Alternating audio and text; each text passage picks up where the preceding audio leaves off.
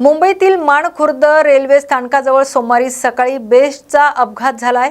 या अपघातात एका पादचाऱ्याचा मृत्यू झाला असून बसमधील 8 प्रवासी, चालक आणि वाहक हे असे एकूण 10 जण किरकोळ जखमी झाले असल्याची माहिती समोर आली। असे एकूण 10 जण किरकोळ जखमी झाले आहेत। ही घटना सकाळी सुमारे 8:30 वाजण्याच्या सुमारास घडली आहे।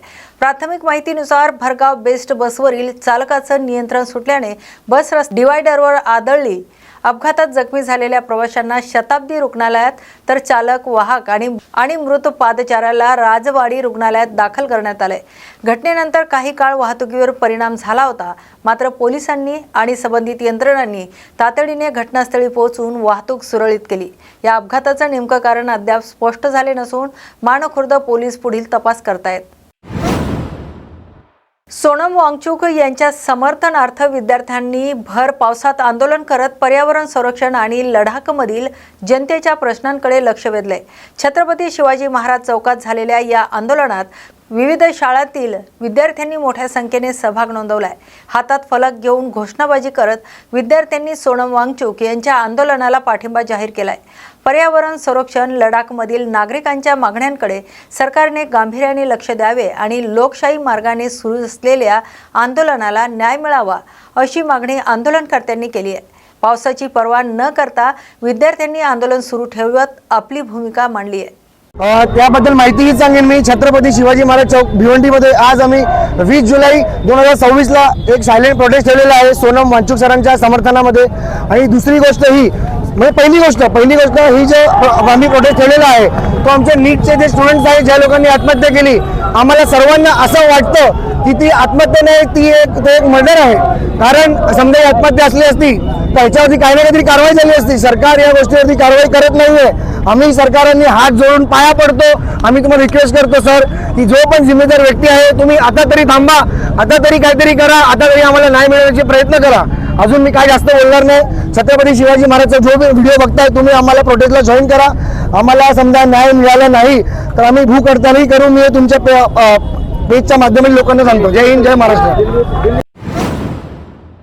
8 दिवसाच्या विश्रांतीनंतर नवी मुंबईत पावसाने पुन्हा हजेरी लावली आहे। रविवारी रात्री झालेल्या मुसळधार पावसानंतर सोमवारी सकाळपासून शहरातील विविध भागात रिमझिम सुरू असून त्यामुळे वातावरणात गारवा निर्माण झालाय। उकड्याने त्रस्त नागरिकांना या पावसामुळे मोठा दिलासा मिळाला आहे। तर सकाळपासून सुरू असलेल्या रिमझिम पावसामुळे शहरातील रस्त्यावरील वर्दळ काही प्रमाणात कमी झाल्याचं चित्र दिसून येत आहे।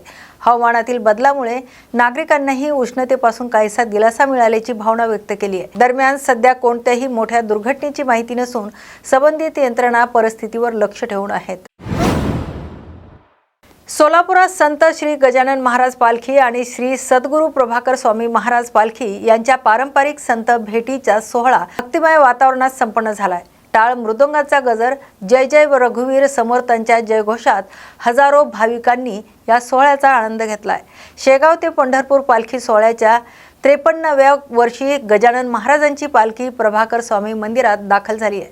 दोन्ही पालख्यांची भेट झाल्यानंतर महाआरती पार पडली आहे। यावेळी गजानन महाराजांना आवडणारा पिठलं भाकरीचा नैवेद्य अर्पण करण्यात आलाय। यानंतर सुमारे 10,000 भाविकांनी 2.5 टन पिठलं, 2.5 टन भात तसेच बुंदी, भाकरी, धपाटे आणि चपातीचा महाप्रसाद वाटप करण्यात आलाय। मंदिर ट्रस्टच्या नियोजनामुळे भाविकांना दर्शन आणि महाप्रसादाची व्यवस्था सुरळीतपणे उपलब्ध करून देण्यात आली आहे। प्रतिवर्षाप्रमाणे पंढरीच्या वारीसाठी 700 किलोमीटरहून लांबून शेगावच्या गजानन महाराजांची पालखी आपल्या आज श्री सद्गुरू प्रभाकर स्वामी महाराज मंदिरामध्ये या ठिकाणी भक्तिभाव वातावरणामध्ये त्यांचं आगमन झालेलं आहे। या ठिकाणी आगमन झाल्यानंतर श्री सद्गुरू प्रभाकर स्वामी महाराज व श्री सद्गुरू गजानन महाराज यांच्या पालखी भेटीचा अनुपम सोहळा हा पार पडलेला या ठिकाणी आहे। या ठिकाणी पालखी सोहळा झाल्यानंतर या ठिकाणी महाराजांचा आवडता जो गजानन महाराजांचा आवडता नैवेद्य जो आहे तो पिठलं भाकरीचा नैवेद्य दाखवण्यात आला। नैवेद्य दाखवल्यानंतर महाआरती झाली व लांबून आलेल्या सर्व वारकऱ्यांना या ठिकाणी पिठलं भाकरी व अन्य महाप्रसाद भोजनाचं वाटप करण्यात आलं। त्यानंतर या ठिकाणी आलेल्या सर्व भाविकांना प्रसादाचं वाटप या ठिकाणी श्री सद्गुरू प्रभाकर स्वामी महाराज मंदिर ट्रस्टतर्फे करण्यात आलं। गुरु शिष्य भेटीचा काय इतिहास आहे, काय हे प्रभाकर महाराज आणि गजानन महाराज हे समकालीन संत आहेत। तर हे 53 वर्षापासूनचा हा इतिहास आहे। गेली 53 वर्ष ही वारी चालू आहे.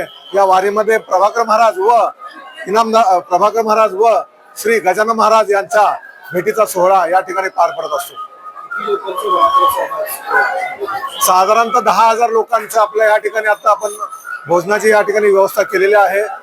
साधारणतः 4,500 भाकरी, चपाती, भात, म्हणजे 2.5 टनाचा आपण भात केलेला आहे, 2.5 टनाचं पिठलं केलेलं आहे या ठिकाणी व बुंदीचे लाडू या ठिकाणी आपण प्रसाद म्हणून केलेले आहेत. नाशिक जिल्ह्यातील निफाड तालुक्यात देहगाव येथे अंगणवाडीमधून वितरित करण्यात आलेल्या पोषक आहाराबाबत धक्कादायक प्रकार समोर आलाय. लाभार्थी बालकाला देण्यात आलेल्या बंद पोषण आहाराच्या पाकिटात कुजलेल्या अवस्थेतील मृत पक्षी आढळल्याचा आरोप करण्यात आलाय. या घटनेमुळे पालकांमध्ये संताप व्यक्त केला जातोय, तर प्रकरणाची सखोल चौकशी करण्याची मागणी होते. ही घटना देवगाव बीट क्रमांक 2 मधील इंदिरानगर अंगणवाडी केंद्राशी संबंधित असल्याचं सांगितलं जातंय. संबंधित कुटुंबाने बंद पाकिटात मृत पक्षी आढळल्याचा दावा केला असून यामुळे बालकांच्या आरोग्याबाबत गंभीर प्रश्न उपस्थित झाले आहेत. दरम्यान या प्रकरणाची निष्पक्ष चौकशी करून दोषी आढळणाऱ्यांवर कठोर कारवाई करावी अशी मागणी नागरिकांकडून करण्यात येते. नाव काय? पूजा सुखदेव माळी माझं नाव. मला अंगणवाडी मधून ना आहार भेटतो. आम्ही दर महिन्याला आणायला जातो. त्याच्यामध्ये ना माझे मालक आम्ही आणायला जातो. 3 मुलं आहे माझे. 3 मुलांचा 2 मुलांचा आहार भेटतो मला. त्यांनी ना त्याच्यात पक्षी निघाले. मी भात शिजवल्यानंतर ना ते बघितलं, त्यांनी खाल्ल्यावर बघितलं का त्याच्यात काय बोलायचं आल्यावर दिसलं नाही मला, अंधार होता. त्याच्यामध्ये ना पक्षी निघालेला आहे. मग ते फेकून दिलं. ते आम्ही पाहिलं शुक्रवारी. आणायला जावं लागतं दरम्यान. काय बोलले मला लक्षात नाही राहिले. काय मागणी आहे तुमची? आमची हीच मागणी आमची. माझ्या 3 मुलांना काही झालं नाही. छोटस बी बाळ आहे, त्यांनी पण भात खाल्लाय. ही सरकार का मागणी का बंद करावे त्यांनी. जर समजा पालीचेच तुकडे असते तर 3 मुलांना माझं काही झालं असतं काय केलं असतं. बरं तरी देवाची कृपा काही झालं नाही. बंद करावे फक्त आमची हीच मागणी.